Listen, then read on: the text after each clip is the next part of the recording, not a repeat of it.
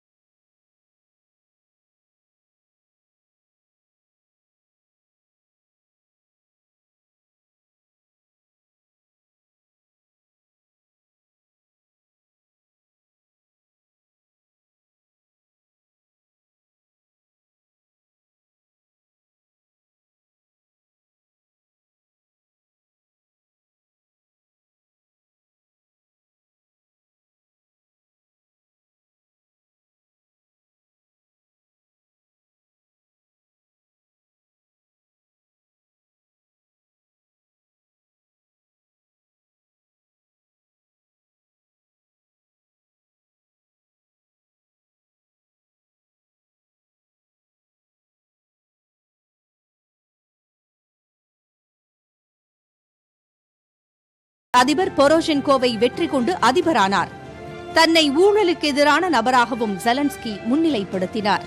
Corona பொது முடக்கம், அதன் தொடர்ச்சியான பொருளாதார மந்தநிலை போன்ற சூழலில் ரஷ்ய ஆதரவுடன் கிளர்ச்சியாளர்கள் ஆட்சி கவிழ்ப்பு முயற்சிகளில் ஈடுபடுவதாக கடந்த ஆண்டு நவம்பரில் ஜெலன்ஸ்கி குற்றஞ்சாட்டியிருந்தார். அதன் தொடர்ச்சியாக பல்வேறு நிகழ்வுகள் நடக்க தற்போது தாக்குதலை நடத்தி வருகிறது ரஷ்யா.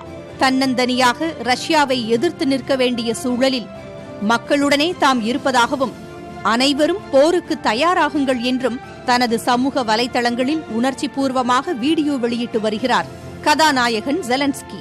புதிய தலைமுறைக்காக கார்த்திகா.